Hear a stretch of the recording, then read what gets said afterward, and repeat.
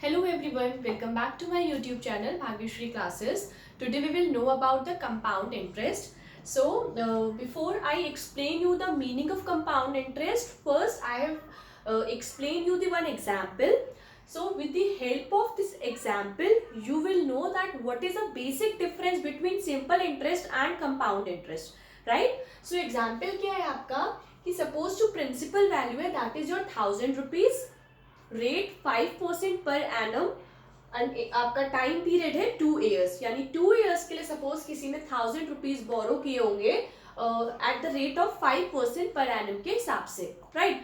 अब now we will calculate first simple interest. Simple interest कैसे calculate करते हैं? सो यहाँ पे मैंने इंडिविजुअली कैलकुलेट किया है दोनों साल का, ठीक है, मतलब अलग अलग साल का मैंने कैलकुलेट किया है.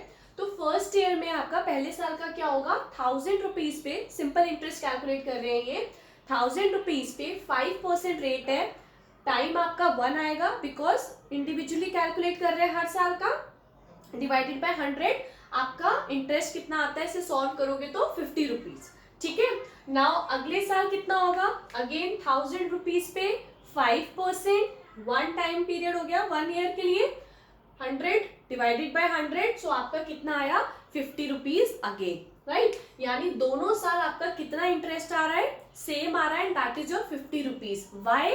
बिकॉज सेम प्रिंसिपल वैल्यू पे ही तो हम इंटरेस्ट चार्ज कर रहे हैं, रेट तो सेम होगी, ठीक है. जो प्रिंसिपल वैल्यू है दैट इज इंपॉर्टेंट हियर कि वो दोनों साल में सेम है, दैट्स व्हाई दोनों साल सेम इंटरेस्ट आ रहा है. Okay, so this is your simple interest. Simple interest क्या है, when the value of interest remain same every given years, ठीक है, due to the same principal value. Because principal value same होती है हर साल, इसलिए आपका इंटरेस्ट भी सेम आता है in the case of simple interest. So total interest eight the end of 2 years कितना हो गया, 50 + 50 योर 100 rupees. ओके, आप इसे सिंपली फॉर्मूले से अगर करते P × R × T/100, इसमें टाइम अगर आप दोनों का अगर एक साथ कैलकुलेट करते हैं यानी 2 years के लिए, तो सेम ही आता ना. सी देखो 1000 × रेट 5, अगर आप दोनों साल का एक संग कैलकुलेट करते हैं तो भी आपका कितना निकल के आता है यहाँ पे answer, 100 rupees, right? Now come on to the main topic that is your compound interest. अब कंपाउंड इंटरेस्ट क्या है, देखो यहाँ पे भी हमने दोनों साल का अलग अलग कैलकुलेट कर रहे हैं. कंपाउंड इंटरेस्ट क्या होता है, देखो पहले साल तो सेम रहेगा, 1000 rupees पे 5%, टाइम 1 आएगा बिकॉज पहले साल का है, मतलब इंडिविजुअली कैलकुलेट कर रहे हैं, डिवाइडेड बाय 100, आपका 50 rupees क्या आया, अमाउंट ऑफ इंटरेस्ट, ये 50 रुपए आपका इंटरेस्ट आया. अब बात आती है सेकेंड ईयर की. जब आप दूसरे साल इंटरेस्ट कैलकुलेट करोगे तो यहाँ पे देखो जो प्रिंसिपल है, now it has been change.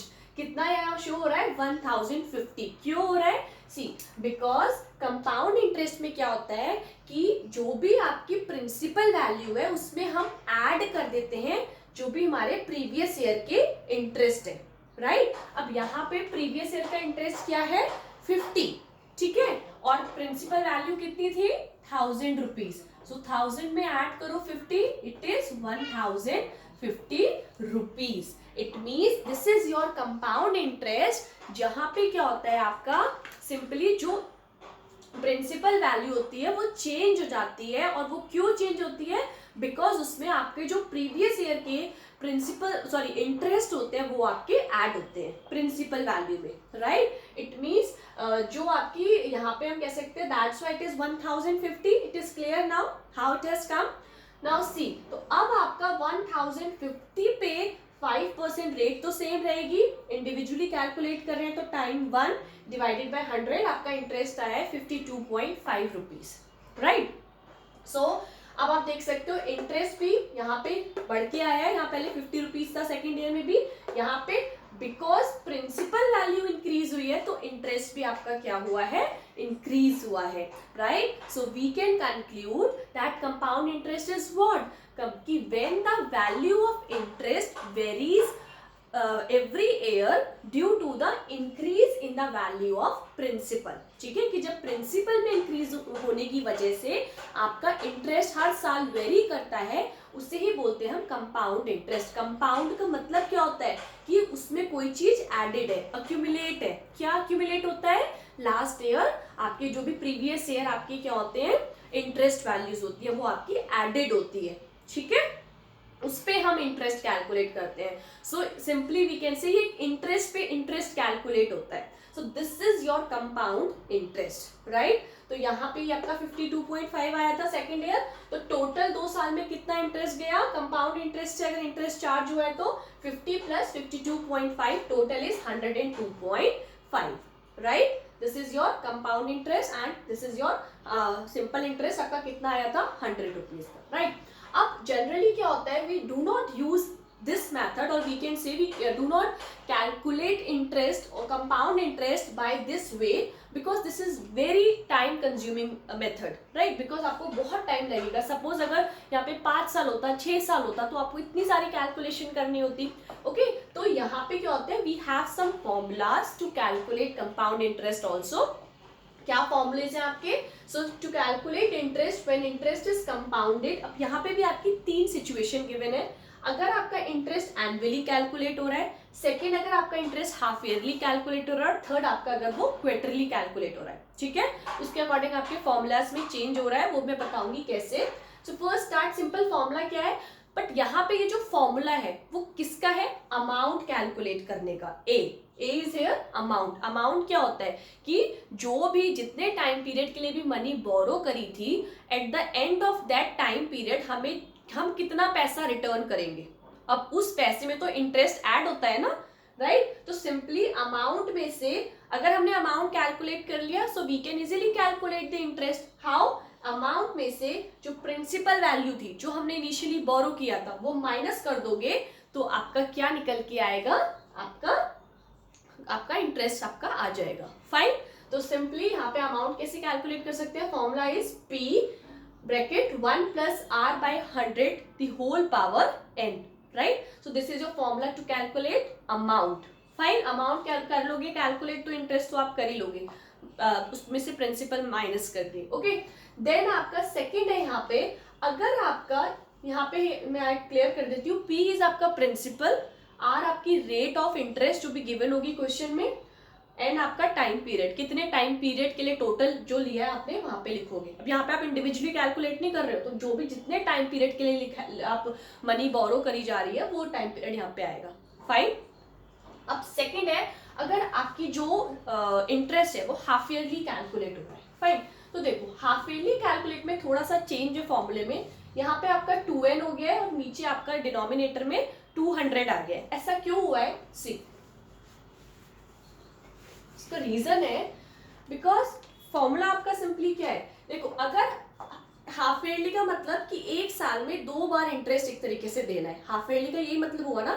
1 year में वी हैव 12 मंथ्स तो 6 मंथ्स में हमको इंटरेस्ट पे करना है. तो this is your half yearly. यानी मैं कितनी बार पे करना है किसी को, एक साल में 2 बार इंटरेस्ट पे करेगा हर 6 महीने में.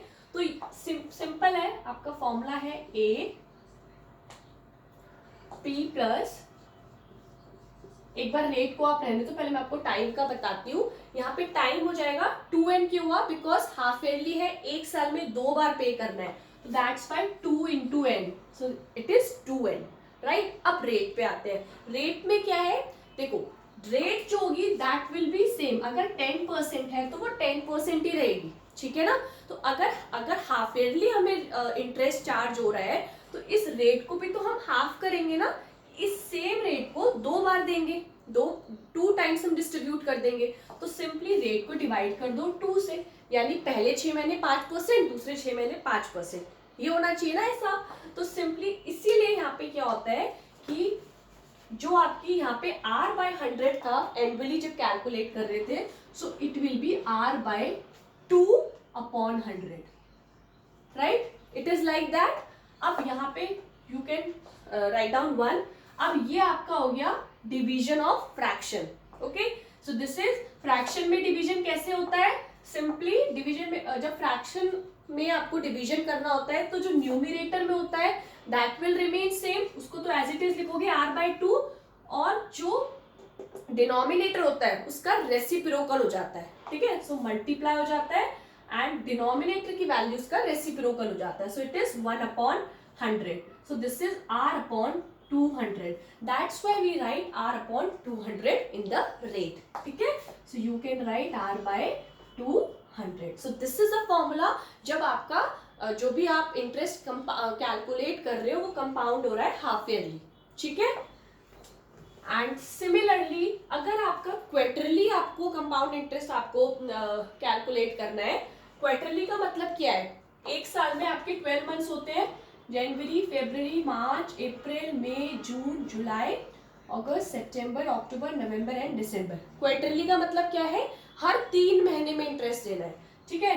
तो दिस इज 1, 2, 3 एंड 4. ठीक है. हर 3 महीने में इंटरेस्ट देना है. तो यानी कितने हो गए? 4 हो गए ना ये. यानी एक क्वार्टर में आपके कितने हो गए? 4 पार्ट्स हो गए. ठीक है. क्वार्टरली मतलब 4 पार्ट्स हो गए. तो यहां पे आपका क्या हो जाएगा? Simply formula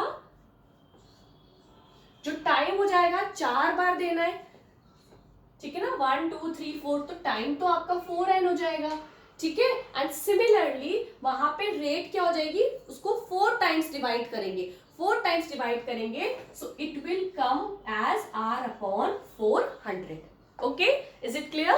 Right now, so this is a formula to calculate the amount when interest is charged, और we can say as a compound interest. ठीक है. कंपाउंड इंटरेस्ट आपका दिया गया है. ठीक है. अब आपने अमाउंट निकाल लिया तो आप सिंपली है इंटरेस्ट कैसे निकालोगे? उसमें से प्रिंसिपल वैल्यू सब्ट्रैक्ट करके. अब सिंपल ये जो क्वेश्चन था इसको हम इस फॉर्मूले के थ्रू सॉल्व करते हैं. अगर इस सेम क्वेश्चन को जो मैंने इसे इंडिविजुअली करके किया था सॉल्व, अगर सिंपली से फॉर्मूले में वैल्यूज पुट करके करते तो कैसे करते? a is equal to P 1 plus R by 100. Annually calculate हो रहा है यहाँ पे. तो ये वाला फॉर्मूला अप्लाई होगा सिंपल. तो वैल्यू पुट कर दो फॉर्मूले में. प्रिंसिपल क्या था? 1000 रुपीज. यहाँ पे आपको एक्चुअल वैल्यू लिखनी है सारी. ठीक है. बिकॉज यहाँ पे आप इंडिविजुअली से नहीं सॉल्व कर रहे हो. देन 1 प्लस आर कितना है? 5% था. 100 पावर कितनी है? n 2 ईयर्स के लिए था. So it is 2. Now you can solve this. This is 1000. ये आपका LCM. This is 100 and 100 plus 5 whole square. Right.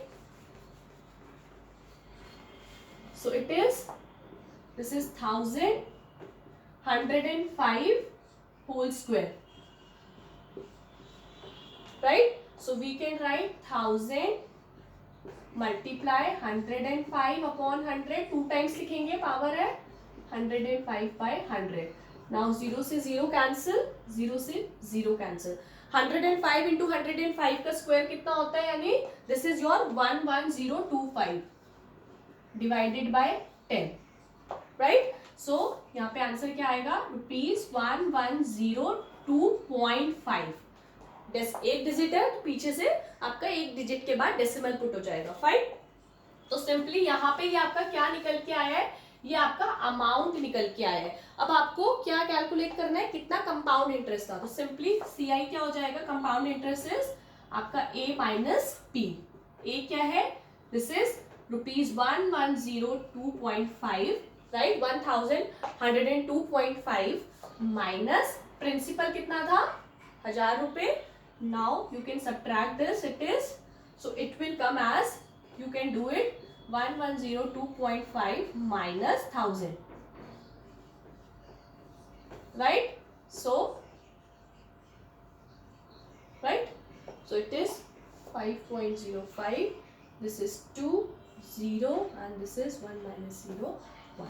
So this is 102.5 rupees. Right? So this is your compound interest of 2 years. अब हमने यहाँ पे जो individually calculate किया था, so at the end of 2 year हमने कितना दिया था? सेम अमाउंट था 102.5. So see, you can see by both the way we can get the same answers. Right. But ये जो होता है फॉर्मूला यूज करके you can save your time. Right. So this is the basic concept of compound interest. Now in my next video, we will solve some questions related to compound interest. Okay. Thank you for watching my video and please like and subscribe the channel for more such videos. Thank you.